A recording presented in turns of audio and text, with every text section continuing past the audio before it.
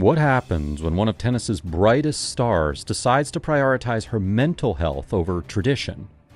When Naomi Osaka withdrew from the 2021 French Open, she didn't just make headlines. She sparked a global conversation that would forever change how we view athlete mental health.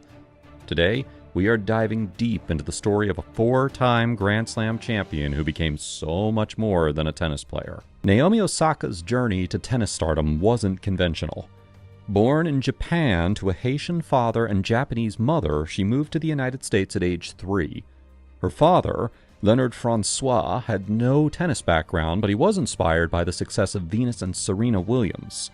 He taught himself the game by watching YouTube videos, and began coaching Naomi and her sister, Mari, on public courts in New York. The unconventional approach worked. By 2013, at just 15, Osaka turned professional. Her powerful serve and aggressive baseline game caught attention, but it was her breakthrough at the 2018 US Open that truly announced her arrival. In one of tennis's most dramatic finals, she defeated her childhood idol Serena Williams to claim her first Grand Slam title. That victory was bittersweet. The crowd's reaction to the umpire's controversial calls against Williams overshadowed Osaka's historic achievement. But this moment foreshadowed something crucial about Osaka's career. She would constantly find herself at the center of tennis's biggest conversations, often uncomfortable with the spotlight that came with success. The wins kept coming. Australian Open 2019, US Open 2020, Australian Open 2021. 4 Grand Slams by age 23, reaching world number 1 and earning millions in prize money and endorsements. On paper, Naomi Osaka had everything a tennis player could want, but behind the success, Osaka was struggling. The mandatory press conferences that followed every match became increasingly difficult. She described them as feeling like, quote, kicking people when they're down, particularly after losses. The constant scrutiny, the pressure to perform, and the obligation to face media regardless of her mental state began taking its toll. In interviews, we can see signs of this struggle. Osaka often appeared reserved, sometimes emotional, clearly uncomfortable with the media obligations that came with professional tennis. She spoke about experiencing anxiety and depression, feelings that intensified during the global pandemic when tournaments continued but felt different, more isolated. Then came May of 2021. Before the French Open, Osaka announced on Instagram that she wouldn't participate in press conferences during the tournament, citing mental health concerns. She wrote, quote, I've often felt that people have no regard for athletes' mental health, and this rings true whenever I see a press conference or partake in one. The tennis establishment's response was swift and harsh. Tournament officials threatened her with fines and potential suspension from future Grand Slams. The pressure intensified rather than diminished. Media coverage exploded. Some supported her stance. Others criticized it as privileged or disrespectful to the sport. 4 days later, Osaka withdrew from Roland Garros entirely.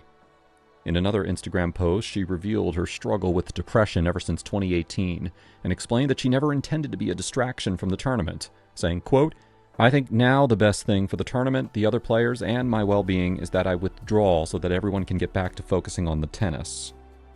Osaka's decision created a watershed moment. Athletes across all sports began sharing their own mental health struggles. Simone Biles spoke about the pressure she faced. Michael Phelps discussed his depression. Tennis players like Coco Gauff and others voiced support for Osaka's courage in speaking out. The conversation extended far beyond sports. Mental health advocates praised Osaka for using her platform to highlight issues that affect millions. Sponsors largely stood by her, recognizing that her authenticity resonated with younger audiences who valued mental health awareness over traditional sporting protocols. More importantly, real change began happening. Tennis organizations started reviewing their media policies. Some tournaments introduced mental health resources for players. The conversation about athlete welfare, previously whispered in locker rooms, became part of mainstream sports discourse.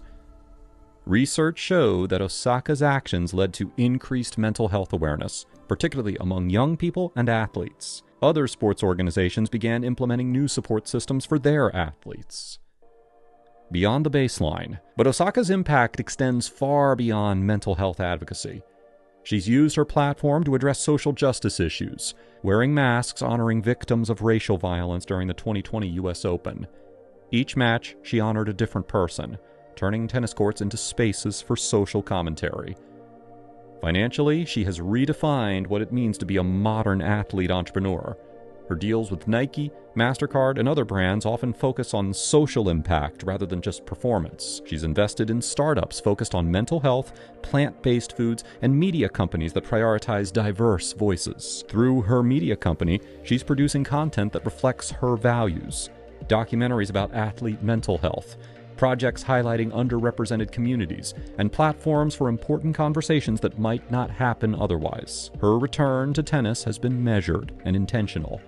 Rather than rushing back to reclaim rankings, she has approached competition on her own terms, playing when she feels ready and stepping away when she needs to prioritize her well-being. Today, the tennis world looks different because of Naomi Osaka's courage.